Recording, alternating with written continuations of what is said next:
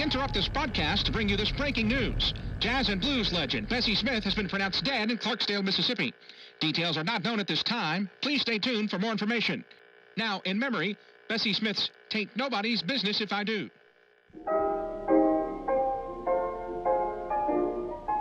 Bessie Smith was known, or is known, as the Empress of the Blues. She was making records and people were buying them. In late September 1937, late at night, coming in from Memphis to Clarksdale, Bessie and her driver were coming down Old 61. She was brought by ambulance to Clarksdale's G.T. Thomas Hospital, but it was too late by then. I'm going to do just as I want to. It is the most blues historic place in the world that you can stay. You know, it's got the rich history of pre-hotel, which when it was the G.T. Thomas Afro-American Hospital. Bessie Smith, the great blues singer from the 20s, died there in 1937. Then in 1944, Frank Ratliff's mother started the Riverside Hotel, and it's been continuously operating ever since then. This place was built in 1920-something. These doors are the original. August 10th, 1944, that's when my mother brought me through the doors, these doors, when she opened this business up.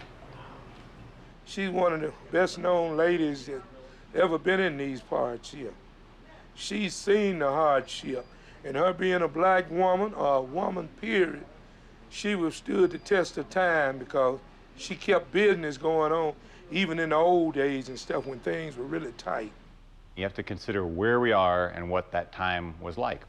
Here's a lady that had multiple businesses, had great store credit.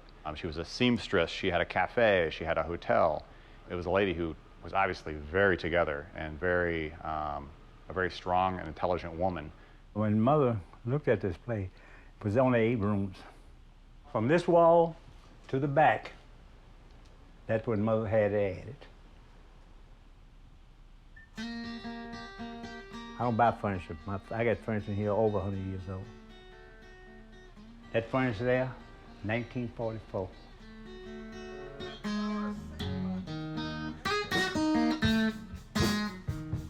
You look around, all these pictures, these people have stayed here, lived here, some of them lived here.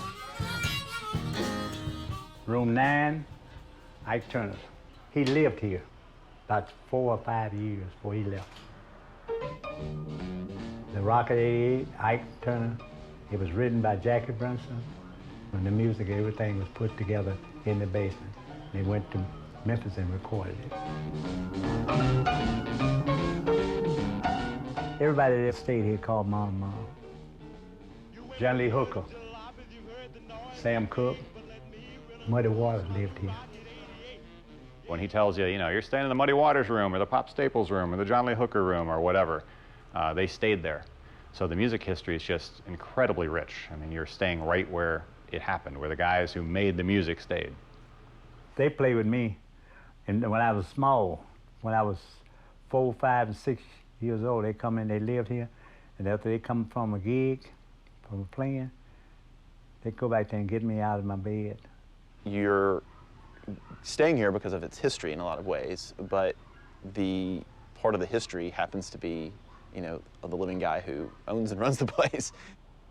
My impression of the place is very unassuming place. Like people, you know, appearances aren't that important. It's one of the most unpretentious places I think I've ever been to. Came in and kind of fell in love with it immediately. I learned about all the people who'd stayed here, and I think we're in Sam Cooke's room, or, you know, it's all really cool stuff. So, and then Rat, the owner's quality, he's a really good guy.